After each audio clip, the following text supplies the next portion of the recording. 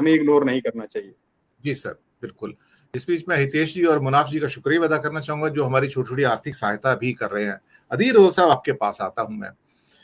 ये बीजेपी के बहुत सारे वोट्स ऐसे हैं जो ऐसे राज्यों से भी आते हैं जहां वो काउंट ही नहीं होते। वोट मिलते हैं उनको, केरल में मिलते हैं, थोड़े तमिलनाडु में भी मिलते हैं, आंध्र प्रदेश में भी थोड़े मिलते हैं, तेलंगाना में भी थोड़े मिलते हैं, उड़ीसा में थोड़े मिलते हैं, लेकिन वो कभी भी कन्वर्ट नहीं होते, लेकिन वो टोटल वोट के अंदर जुड़ जरूर जाते हैं। तो आपको लगता है कि वो बड़ा है। तो जो इफेक्टिव वोट बैंक है वहां पर उनके कॉन्सेंट्रेशन, जैसे कि हमने हिमाचल में देखा, हमने कर्नाटक में देखा।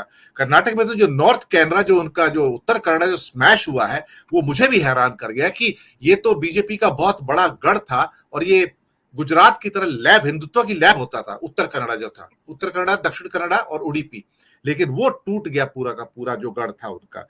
पर एक बात तो है कि राहुल की जो नई छवि है परेशान करने वाली है, लेकिन एक छवि अच्छी निकली है कि वो वहां पर जाके स्टूडेंट्स, एकेडमिक्स, फैकल्टीज, चाहे स्टैनफोर्ड यूनिवर्सिटी हो या बाकी यूनिवर्सिटीज हो, वाशिंगटन प्रेस क्लब हो, हडसन जो इंस्टीट्यूट में गए, वहां पे प्राइवेट प्रोग्राम था सारा का सारा। तो बहुत सारी चीजें निकल कर आ रही हैं जिससे उनकी ख्याति ऊपर गई है कि वो क्वेश्चंस के जवाब दे रहे हैं।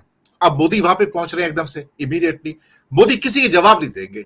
दूसरी बात एक और बड़ी प्रमुख है कि मोदी जब भी बाहर जाके, जो हमारे पास पिक्चर आती है, संबोधित किसको करते हैं? इंडियन डायस्पोरा को, सिर्फ इंडियंस को, हिंदुस्तानियों को। आपने कब उनको अमेरिकन को एड्रेस करते देखा है? आपने कब उनको ऑस्ट्रेलियंस को, न्यूजीलैंडर्स को एड्रेस करते देखा है? कभी भी नहीं। वो विदेशियों को एड्रेस नहीं करते, अपने लोगों को एड्रेस करते वहां जाके, और वहां से इंडिया के लोगों को इंप्रेस करने की कोशिश करते हैं। वही स्ट्रैटेजी इस टाइम टिट फॉर टैट के मामले में राहुल ने अपनाई है। वो ट्रक के ऊपर ट्रैवल करते हैं, वो चंडीगढ़ जाते हैं, वो वॉशिंगटन से न्यूयॉर्क जाते हैं। सर आप सोचिए, ट्रक के ऊपर। अब उनकी समस्याएं भी सुन रहे हैं। तो ये छवि जो है ये भी भारी पड़ती है। इसलिए मैंने कहा कि ये नया राहुल है और ये बीजेपी को 200 के आसपास समेटने में सक्षम होते जा रहे हैं। अधीर रोज साहब। जी दिनेश जी, धन्यवाद। जैसा अभी सारी बात हुई और सारी बातें हमने सुनी भी, और बिल्कुल सही बात है जो सभी ने कही। आप इसे मोटे तौर पर देखिए कि अब भारतीय जनता पार्टी का विचलित होना स्वाभाविक है। उसके कारण सामने आ रहे हैं धीरे धीरे, सभी ने उसका जिक्र किया। और वो जो बीज है, वो जो एक एंटी इनकम्बेंसी जिसे हम कहें, या लोगों में नाराजगी का जो बीज है, वो पड़ चुका है। भारतीय जनता पार्टी की अब जो कोशिश है वो छोटे छोटे दलों को, जैसे हमने बिहार में देखा कि जीतन राम मांझी को साथ लेकर चल रहे हैं। अब जो छोटी छोटी 2-2, 4-4 सीटों का जहां से वो अपना कहीं से वो जो एक पानी रिश्ता जा रहा है या वोट रिश्ते जा रहे हैं, उन रिसाव को रोकना है। तो उस रिसाव की दिशा में अभी वो पंजाब में शिरोमणि अकाली दल के पास आएंगे, और इस तरह की कोशिशें, तमाम कोशिशें हम आने वाले दिनों में देखेंगे। दूसरी तरफ एक और तस्वीर खड़ी की जा रही है जो हम सबने देखा है और जिसका हल्का सा जिक्र भी दिनेश जी ने किया। आपने उत्तराखंड देखा कि उत्तराखंड में क्या हुआ। उसके बाद हिमाचल में एक जो क्राइम और अपराध से जुड़ी घटना थी, क्योंकि वो एक व्यक्तिगत रंजिश और जिस तरह का वो मामला था, वो दो परिवारों के बीच एक निजी मसले को लेकर वो हत्या हुई, और नृशंस हत्या हुई। हत्या कोई भी करे वो गलत है, और जिस तरीके से की गई, लेकिन वो मसला दूसरा था। फिर आप मणिपुर देख रहे हैं। तो इस समय ये जो अगले 7-8 महीने हैं, ये इस देश के लिए बहुत संवेदनशील है। इस देश के जो हम सभी नागरिक हैं, हम सभी को धैर्य से काम लेना होगा कि एक तरफ जहां तो राजनीतिक हित और राजनीतिक समीकरण सीधे तौर पर जमीन में साधने हैं भारतीय जनता पार्टी को, वो जीतन राम मांझी या छोटे छोटे कोई भी दल है उनको साथ लेकर वो अब आगे बढ़ेंगे। दूसरी तरफ समाज में जो ध्रुवीकरण की कोशिश होगी, वो जैसी उत्तराखंड में हुई है, हिमाचल में हमारा जो सरहद के साथ लगता है, बिल्कुल चंबा जिला है जेएंडके के साथ, भद्रवाह के साथ पड़ता है जेएंडके में, वो वहां होगा, मणिपुर में होगा। तो ऐसी घटनाओं पर या तो बीजेपी खामोश रहेगी, जैसे आपने कहा कि प्रधानमंत्री अमेरिका जा रहे हैं, तो वहां जो वो हिंदुस्तान में कुछ नहीं बोले तो अमेरिका में इस पर क्या बोलेंगे। तो ये सारी चीजें हैं। भारतीय जनता पार्टी के पास ये जो स्थिति भारतीय जनता पार्टी को अब समझ आ रही है, वो इसलिए है।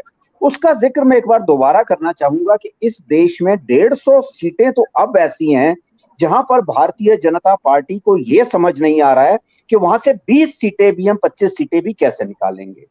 वो सीटें हैं केरल, कर्नाटक, तमिलनाडु, तेलंगाना, आंध्र प्रदेश, और उसमें अगर हम उड़ीसा को भी जोड़ देते हैं तो 150 सीटें वो है। उसमें कुछ सीटें पिछली बार कर्नाटक से इन्हें मिल गई थी। हालांकि अभी भी कुछ सीटें ऐसा नहीं है कि बिल्कुल जीरो हो जाएंगे, लेकिन उन 150 सीटों का एक जो बड़ा डेंट दक्षिण से पड़ रहा है। दूसरा जो बड़ा डेंट इन्हें महाराष्ट्र और बिहार है। तो 88 सीटें वो हो गई और 39 सीटें जो हमारी वेस्ट बंगाल की हैं। अगर उन सीटों को भी जोड़ दें तो 127 सीटें वो, यानी कि 277 सीटें। अब जो हमारी आधी लोकसभा है 545 की है, 2 नॉमिनेटेड मेंबर होते हैं, 543 चुने हुए प्रतिनिधि वहां आते हैं। उसमें से पूरे पूरे 277 सीटों पे भारतीय जनता पार्टी इस समय वहां खड़ी है कि इन्हें समझ नहीं आ रहा कि अब हम यहां से कितनी सीटें ले पाएंगे। अब बाकी इनके पास बचती है जो इनकी 2 प्रयोगशालाएं हैं, गुजरात और मध्य प्रदेश, माफ कीजिएगा उत्तर प्रदेश। वहां की सीटें हैं, कुछ उत्तराखंड की सीटें हैं, क्योंकि उत्तराखंड पे जो प्रभाव है उत्तर प्रदेश का पूरा रहता है। बाकी जो झारखंड, छत्तीसगढ़ और मध्य प्रदेश है, और फिर बाकी सारे हिमाचल है और साथ में हरियाणा है। तो यहाँ की सीटों को मिलाकर भारतीय जनता पार्टी के सामने इस समय बड़ी चिंता खड़ी हो गई है, क्योंकि साथ ही साथ जो कांग्रेस की छवि, राहुल गांधी की छवि, और ना सिर्फ छवि में उभार आ रहा है, बल्कि कांग्रेस की जो स्थिति है वो दिन ब दिन बढ़ती जा रही है। इस समय कांग्रेस के जितने भी सर्वेज आ रहे हैं, भारतीय जनता पार्टी आरएसएस खुद मान रही है कि कांग्रेस इस समय 120 से 135 सीटों के आसपास पहुंच रही है। और अगर कांग्रेस इसे मेंटेन भी कर लेती है 130 135 तक, तो कहीं ना कहीं जो 2004 में हुआ था कि 144 सीटें लेकर जब अटल जी की भारतीय जनता पार्टी 139 सीटें ले पर रह गए थे, तो अगर वो स्थिति आती है तो 2004 जैसी स्थिति देश के सामने आ सकती है।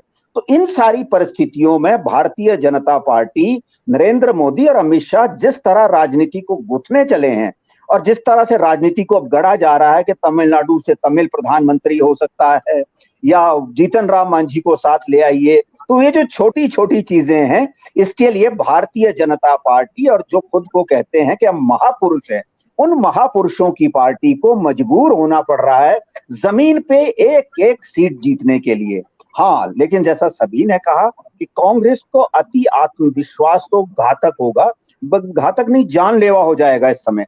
और ना सिर्फ कांग्रेस का नुकसान होगा, उसमें देश का बहुत बड़ा नुकसान हो जाएगा अगर कांग्रेस इस समय कोई चूक कर जाती है, क्योंकि आने वाले समय की जो राजनीति है ले देकर कांग्रेस के गिर्द ही घूमने वाली है।